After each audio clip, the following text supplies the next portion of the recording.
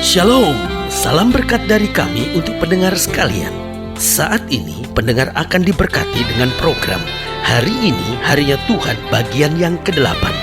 Sebuah program rohani tentang doktrin Alkitab yang menolong kita untuk semakin tertanam dalam kebenaran firman dan bertumbuh dalam kemuliaan. Bersama hambanya, Pendeta Gilbert Lumendo, STH. Banyak orang merasa doktrin Alkitab sebagai sesuatu yang membingungkan. Tetapi tahukah saudara bahwa doktrin Alkitab intinya adalah memahami Alkitab dengan benar, dengan pemahaman yang sistematis, sehingga kita terus dapat tertanam di dalam kebenaran firman, sehingga kita terus bertumbuh di dalam kemuliaan Allah. Buka hati saudara sekalian untuk menerima berkat-berkat firman-Nya hari ini. Satu kali saya memperhatikan cuplikan sebuah sinetron, dan dalam cuplikan itu cerita tentang suami istri di mana keluarga itu sedang sangat bermasalah. Tadinya keluarga ini adalah keluarga yang kaya. Mereka sempat mempunyai banyak perhiasan. Lalu kemudian karena goncangan ekonomi menghancurkan karir suaminya, sehingga akhirnya mereka dalam keadaan yang jatuh secara ekonomi. Lalu dalam kebutuhan yang mendesak, akhirnya sang suami coba berkata kepada istrinya, "Ma, jualah beberapa perhiasan itu." Dan istrinya berkata, "Iyalah Pak, kita memang sudah tidak membutuhkan lagi, toh memang sekarang keadaan ekonomi kita sedang susah." Lalu suaminya coba kemudian menghibur istrinya kembali dan berkata, "Toh kalau kita gadaikan, siapa tahu satu saat kita dapat menebusnya lagi." Nah, kata itu menarik sekali perhatian saya. Toh kita dapat menebusnya lagi. Karena hidup Kristen percaya bahwa kita memiliki seorang penebus. Nah, kalau kita bicara tentang penebus, berarti hidup kita telah tergadaikan. Kalau kita bicara tentang penebus, berarti hidup kita tadinya sudah sama sekali tak berpengharapan. Karena ketika sebuah perhiasan dijual ke pegadaian, maka saudaraku yang kasih dalam Tuhan, sebetulnya itu bukan milik pemiliknya lagi, karena sekarang sudah digadaikan. Meskipun namanya masih nama dari si pemilik, tetapi pemilik tidak punya kuasa apapun terhadap perhiasannya sampai ditebus kembali. Nah, saudaraku yang kasih dalam Tuhan, betul Allah memberi kuasa buat hidup kita. Tetapi kemudian hidup kita tergadai oleh dosa. Dan ketika hidup kita tergadai oleh dosa, maka kita gak punya kuasa atas diri kita sendiri. Nah, setelah kita gak punya kuasa atas diri kita sendiri, Kristus menebus hidup kita.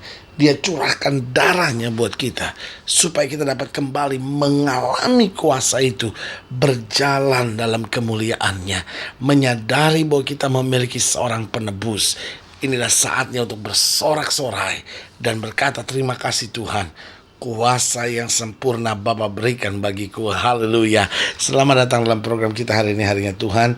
Sebuah program rohani yang kembali mengingatkan kepada kita betapa pentingnya kita menjadikan firman Tuhan sebagai dasar keseharian hidup kita. Karena selama kita menjadikan firman Tuhan sebagai dasar keseharian hidup kita, langkah-langkah ke depan kita penuh dengan kepastian, kemenangan, berkat, mujizat, dan perkara-perkara yang besar. Haleluya. Dan dalam program ini kita sedang membahas memang tentang penebusan, karena kita percaya bahwa hidup Kristen kita ditebus oleh Kristus. Nah, saudaraku yang kasih dalam Tuhan, setelah kita ditebus oleh Kristus, berarti kita sekarang orang merdeka. Nah, karena kita orang merdeka, itu bukan berarti kita bebas berbuat dosa. Itu bukan berarti, oh ya, saya sudah dimerdekakan oleh Kristus, berarti saya bisa buat apapun yang saya mau. Tapi justru karena saya sudah merdeka, dan saya menyadari mengapa saya bisa merdeka, karena ditebus oleh Kristus. Berarti sudah saatnya kita berkata, "Terima kasih Tuhan, Engkau telah menebus hidupku. Karena itu aku mau hidup seturut kehendak-Mu. Aku mau berjalan di dalam jalan-Mu, dan aku mau senantiasa menyenangkan hati-Mu." Haleluya. Nah, saudaraku yang kekasih dalam Tuhan, pembahasan dalam program kita ini sedang membahas dari 1 Petrus pasal yang pertama. 1 Petrus pasal yang pertama, kita mulai sama-sama lihat ayatnya yang ke-17. Di dalam ayat yang ke-17 dikatakan, "Dan Jika kamu menyebutnya Bapa, yaitu Dia yang tanpa memandang muka menghakimi semua orang menurut perbuatannya, maka hendaklah kamu hidup dalam ketakutan selama kamu menumpang di dunia ini, sebab kamu tahu bahwa kamu telah ditebus dari cara hidupmu yang sia-sia, yang kamu warisi dari nenek moyangmu. Itu bukan dengan barang yang fana, bukan pula dengan perak atau emas, melainkan, perhatikan baik, dengan darah yang mahal, yaitu darah Kristus, yang sama seperti darah anak domba yang tak bernoda dan tak bercacat. Ia telah dipilih sebelum dunia dijadikan, tetapi karena kamu baru menyatakan dirinya pada zaman akhir, oleh Dialah kamu percaya kepada Allah yang telah membangkitkan Dia dari antara orang mati dan yang telah memuliakannya, sehingga imanmu dan pengharapanmu tertuju kepada Allah. Karena kamu telah menyucikan dirimu oleh ketaatan kepada kebenaran, sehingga kamu dapat mengamalkan kasih persaudaraan yang tulus, ikhlas. Hendaklah kamu bersungguh-sungguh saling mengasihi dengan segenap hatimu, karena kamu telah dilahirkan kembali, bukan dari benih yang fana, tapi dari benih yang tidak fana, oleh firman Allah yang hidup dan yang kekal. Sebab semua yang hidup adalah seperti rumput, dan segala kemuliaannya seperti bunga rumput. Rumput menjadi kering dan bunga gugur, tetapi haleluya, firman Tuhan tetap untuk selama-lamanya. Inilah firman yang disampaikan Injil kepada kamu. Haleluya. Nah, saudaraku yang kasih dalam Tuhan, dalam ayat-ayat bacaan ini kita sedang melihat beberapa hal penting tentang penebusan. Yang pertama saya lihat pada ayat yang ke-18 dikatakan demikian. Jadi 1 Petrus pasal 1 ayat yang ke-18 dikatakan demikian. Sebab kamu tahu bahwa kamu telah ditebus dari cara hidupmu yang sia-sia, yang kamu warisi dari nenek moyangmu. Itu bukan dengan barang yang fana, bukan pula dengan perak atau emas. Jadi yang pertama, kita perlu ditebus karena hidup kita sia-sia. Kenapa kita perlu penebusan? Karena itu saudaraku yang kasih dalam Tuhan, coba saudara pelajari. Setiap agama punya konsep tentang nabi misalnya. Semua agama punya konsep tentang rasul. Nah, itu semua baik karena saudaraku yang kasih dalam Tuhan, nabi memberitakan firman Allah. Rasul menyatakan kehendak-kehendak Allah dalam kehidupan manusia. Nah, itu semuanya baik. Tapi perlu saudara mengerti, nabi hanya seorang manusia yang tidak dapat menyelamatkan. Dan rasul hanya seorang manusia baik, manusia penuntun yang tidak bisa menyelamatkan. Nah, saudaraku yang kekasih dalam Tuhan, disinilah kita perlu Kristus sebagai penebus hidup kita. Apa artinya Kristus penebus buat kita?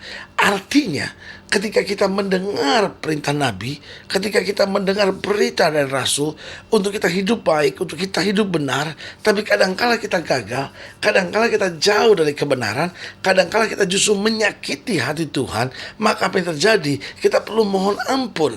Nah, tetapi kita nggak bisa diampuni. Kenapa? Karena Allah dalam kemuliaan dan kita orang berdosa. Nah, perlu ada jembatannya, perlu ada bridgingnya. Nah, jembatannya ini perlu ada seorang penebus. Nah, itu sebabnya selalu saya bilang kekristenan bukan agama. Karena agama hanya manusia mendapat tuntunan untuk berbuat yang lebih baik. Tetapi ketika manusia gagal, ketika manusia nggak tahu mesti berbuat apa, yang ada hanya hukuman. Tetapi saudaraku yang kasih dalam Tuhan, kekristenan percaya bahwa Kristus adalah penebus. Sehingga waktu kita gagal, waktu kita nggak mampu, waktu kita nggak sanggup, kita ditebus dari cara hidup kita yang sia-sia, supaya kita dapat beroleh hidup yang berarti, supaya kita dapat beroleh hidup kekal yang membuat kita dapat mengalami hidup yang berkemenangan. Haleluya. Berarti yang pertama, kita perlu ditebus karena hidup kita sia-sia. Yang kedua saya pelajari pada ayat yang ke-19, selanjutnya dikatakan apa? Dikatakan melainkan, jadi kita ditebus bukan dengan perak atau emas, melainkan dengan darah yang mahal, yaitu darah Kristus yang sama, haleluya, darah Kristus yang sama seperti darah anak domba yang tak bernoda dan tak bercacat. Nah, yang kedua saya pelajari, kita ditebus dengan darah anak domba yang tak bercacat. Nah, saudaraku yang kasih dalam Tuhan, untuk menebus kita, Yesus gak cuma mengulurkan tangannya. Untuk menebus kita, Yesus gak cuma menyatakan bahwa dia mengasihi kita. Tetapi untuk menebus kita, Allah serius sekali sampai Kristus mencurahkan darahnya bagi kita. Dan apa artinya dia mencurahkan darah buat kita? Artinya dia sangat serius. Apa artinya dia mencurahkan darah buat kita? Artinya kasihnya tidak terbatas. Apa artinya dia mencurahkan darahnya? Berarti dengan segala-galanya dia menyatakan kasihnya buat kita. Nah, saudaraku yang kasih dalam Tuhan, menyadari darah telah tertumpah, berarti kita perlu menyadari, Tuhan, saya sudah ditebus. Saya nggak boleh kembali lagi ke manusia lama saya. Saya nggak boleh kembali lagi main-main dengan dosa. Berarti karena saya sudah ditebus, saya sekarang harus bersyukur. Dan sebagai ucapan syukur saya mau berjalan dalam kemenangan, saya mau berjalan dalam kebenaran, saya mau senantiasa menyenangkan hati Tuhan. Haleluya. Yang ketiga, saya pelajari tentang penebusan, bahwa setelah kita ditebus, kita harus senantiasa tertuju kepada Allah. Lihat ayat yang ke-21 dikatakan, oleh dialah kamu percaya kepada Allah yang telah membangkitkan dia dari antara orang mati dan yang telah memuliakannya, sehingga imanmu dan pengharapanmu tertuju kepada Allah. Jadi setelah kita ditebus, fokus hidup kita bukan diri kita lagi. Karena kita menyadari tadinya kita sudah sia-sia, tadinya kita sudah terjual di bawah kuasa dosa. Berarti sekarang kalau Kristus menebus hidup kita, Kristuslah yang layak atas hidup kita. Tinggal kita bilang, Tuhan, aku hanya mau hidup seturut firman-Mu. Aku mau hanya hidup dalam kebenaran. Dan aku hanya mau hidup untuk menjadi saksi-Mu yang setia. Haleluya. Yang keempat, yang terakhir saya pelajari tentang penebusan, bahwa karena kita telah ditebus, berarti kita harus senantiasa hidup di dalam kasih. Nah, di dalam ayat yang ke-22 dikatakan, karena kamu telah menyucikan dirimu oleh ketaatan kepada kebenaran, sehingga kamu dapat mengamalkan kasih persaudaraan yang tulus ikhlas. Hendaklah kamu bersungguh-sungguh saling mengasihi dengan apa? Segenap hatimu. Berarti yang keempat, yang terakhir, karena kita telah ditebus oleh anugerah Tuhan, karena kita telah ditebus dengan darah yang mahal, berarti kita harus senantiasa hidup di dalam kasih. Nah, saudaraku yang kasih dalam Tuhan, Alkitab tegas berkata, kasih menutupi banyak sekali dosa. Persoalan dengan kita, seringkali kita sudah ditebus oleh Tuhan, tapi kita masih hidup dengan benci, kita masih hidup dengan dendam, kita masih hidup dengan sakit hati. Nah, saudaraku yang kasih dalam Tuhan, semuanya ini akan membuat hidup kita bertambah tertekan, bertambah sengsara, bertambah gelap. Tetapi waktu kita menerima kasih Allah, karena kita telah ditebus, lalu kita hidup dalam kasih, maka disitulah semangat baru, kekuatan, sukacita yang luar biasa akan mengalir dalam hidup kita. Haleluya. Saudaraku yang kasih dalam Tuhan, kalau sudah ingin dilayani lebih jauh, hubungi kami melalui telepon, hubungi kami melalui surat, kunjungi website kami, karena kami ada untuk membawa Bapak Ibu sudah senantiasa lebih dekat pada Tuhan dan mengalami kasih kuasa mujizat yang luar biasa. Haleluya. Nah, saudaraku yang kasih dalam Tuhan, secara khusus melalui program ini, saya juga mau berdoa untuk setiap saudara yang sakit, setiap saudara yang berbeban berat, karena kita percaya bahwa bagi Allah tidak ada perkara yang mustahil. Nah, saudaraku yang kasih dalam Tuhan, setiap saudara yang ingin didoakan secara khusus, saudara boleh taruh tangan kanan saudara di dada, dan kita akan berdoa. Mari kita berdoa. Bapa, dalam nama Yesus, hamba berdoa buat yang sakit, hamba doa buat yang berbeban berat, hamba doa untuk setiap mereka yang menghadapi masa-masa yang sukar, karena hamba percaya bahwa bagi Allah tidak ada perkara yang mustahil. Bapak, hamba berdoa di dalam nama Yesus, Tuhan jamah, Tuhan bangkitkan iman mereka, Tuhan beri semangat baru, sukacita, kemenangan, karena kami percaya buat orang yang percaya tidak ada perkara yang mustahil. Di dalam nama Yesus kami berdoa. Haleluya. Amin. Saudaraku yang kasih dalam Tuhan, kita sudah berdoa. Ingat, Allah tidak pernah lalai menepati janjinya. Ini saatnya buat kita untuk bangkit bersemangat, bersukacita dalam menghadapi segala perkara, karena Yesus adalah jaminan kepastian kita. Dia menebus kita, Dia menyelamatkan kita, dan Dia memberi damai sukacita buat kita.